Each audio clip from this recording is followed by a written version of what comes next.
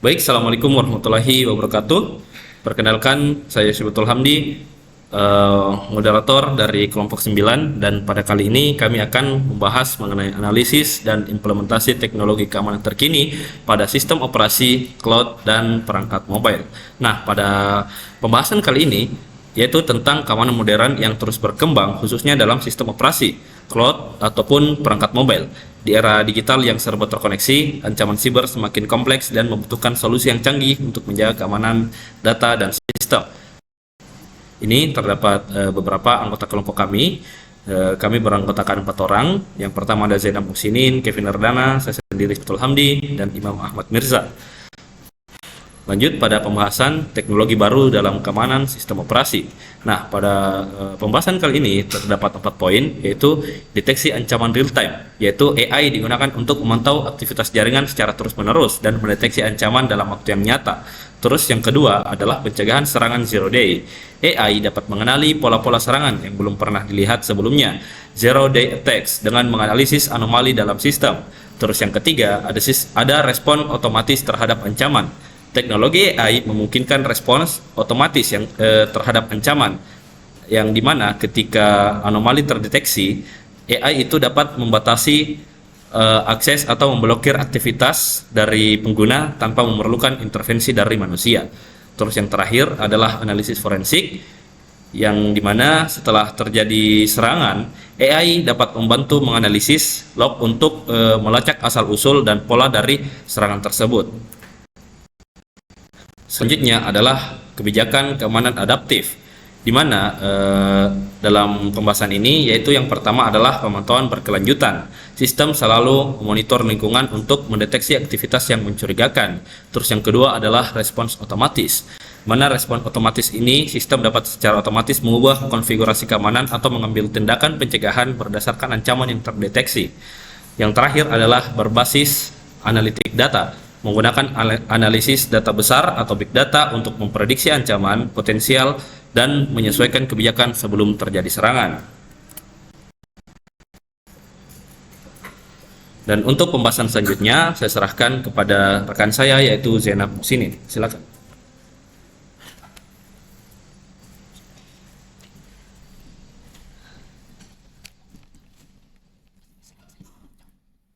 Baik, saya akan melanjutkan materi tantangan keamanan di cloud, di mana ada 4 poin yang akan saya bahas. Yang pertama adalah data breach, yaitu data sensitif yang disimpan di cloud rentan terhadap kebocoran akibat serangan cyber, akses tidak sah, atau kesalahan konfigurasi. Yang kedua adalah misconfigurations, di mana misconfiguration ini adalah pengaturan keamanan yang tidak tepat, seperti buket penyimpanan publik yang tidak seharusnya, atau aturan firewall yang terlalu longgar, membuka celah bagi ancaman. Yang ketiga adalah serangan insider, di mana serangan insider ini ketika karyawan atau pengguna dengan hak istimewa dapat menyalahgunakan akses mereka untuk mencuri atau merusak data. Dan yang keempat adalah ancaman malware dan serangan ransomware, yaitu penyerang dapat menyusup ke cloud untuk mendistribusikan malware atau mengenkripsi data untuk tebusan.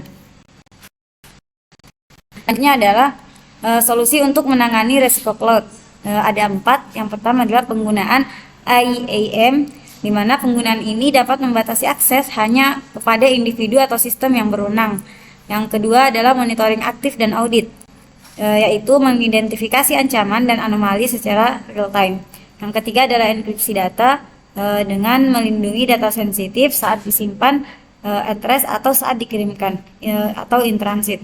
Yang keempat adalah penilaian dan pemindaian keamanan secara berkala, di mana solusi ini dapat mengidentifikasi kerentanan sebelum dieksploitasi. Maksudnya, saya akan membahas mengenai keamanan pada perangkat mobile. Yang pertama adalah malware khusus mobile. Malware yang dirancang untuk menargetkan perangkat mobile seperti spyware, ransomware, dan trojan banking. Yang kedua adalah serangan phishing, yaitu upaya untuk mencuri data sensitif pengguna seperti kredensial login atau informasi kartu kredit melalui pesan teks, email, atau aplikasi. Yang ketiga adalah aplikasi berbahaya. aplikasi yang diunduh dari sumber tidak resmi atau yang menyalahgunakan izin untuk mencuri data atau mengontrol perangkat. Yang keempat adalah resiko koneksi jaringan, yaitu penggunaan jaringan WiFi publik yang tidak aman dapat membuka celah bagi serangan seperti man in the middle. Yang kelima adalah hilangnya perangkat fisik, di mana kehilangan perangkat fisik dapat menyebabkan data pribadi jatuh ke tangan yang salah. Nah, selanjutnya bagaimana strategi mitigasi resiko perangkat mobile? Yang pertama bisa dengan aplikasi keamanan mobile, di mana aplikasi keamanan mobile ini dapat melindungi perangkat dari malware, phishing, dan ancaman lainnya. Yang kedua adalah pengamanan koneksi jaringan dengan mencegah ancaman melalui koneksi jaringan yang tidak aman. Yang ketiga adalah pengelolaan kebijakan perangkat dengan mengontrol dan mengelola perangkat mobile yang digunakan dalam organisasi. Yang keempat adalah perlindungan perangkat fisik, di mana perlindungan perangkat fisik ini dapat mencegah akses tidak sah ke perangkat jika hilang atau dicuri. Sekian dari saya berikan kepada rekan saya selanjutnya, Imam.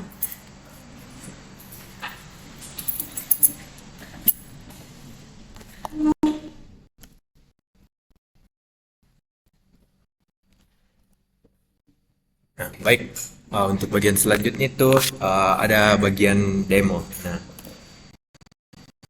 jadi untuk praktikum ini kita menggunakan aplikasi yang dimana aplikasi tersebut adalah Silence. Jadi pertama untuk setup Silence itu kita masuk dulu ke website Silence, bisa dicari di Google, baru kita download setup filenya.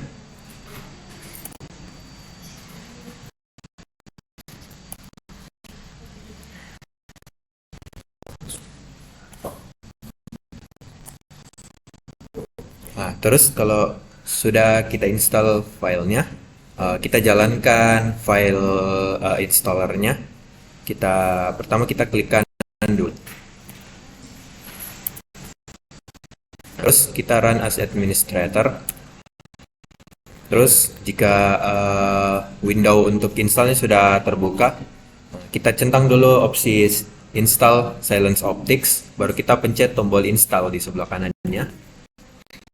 Nah, terus kita akan dihadapkan dengan menu untuk memasukkan installation token. Nah, di mana kita bisa mendapatkan installation token ini?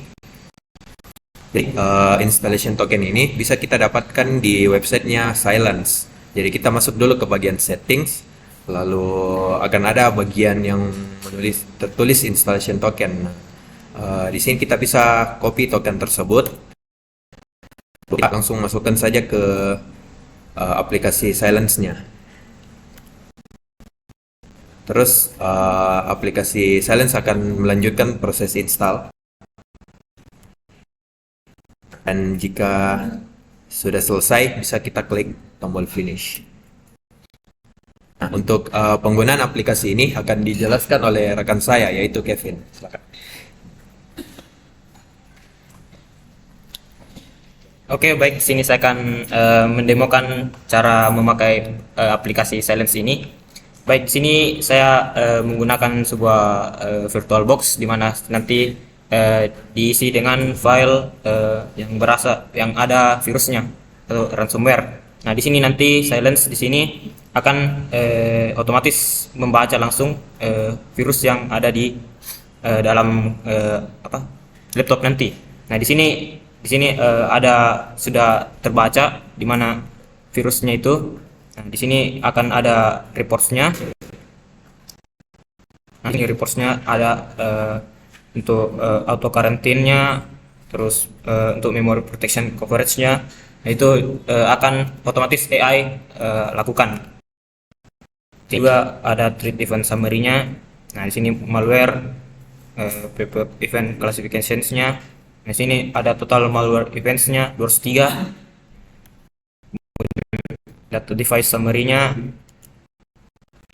Juga untuk details reports-nya ada threat events. Nah, di sini akan ada beberapa file yang terdeteksi diserang oleh virus tersebut.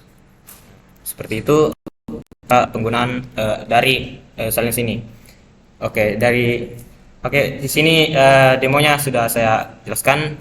Mungkin untuk penutupnya saya ucapkan terima kasih untuk menyaksikan presentasi kami. Kurang lebihnya mohon dimaafkan. Assalamualaikum warahmatullahi wabarakatuh.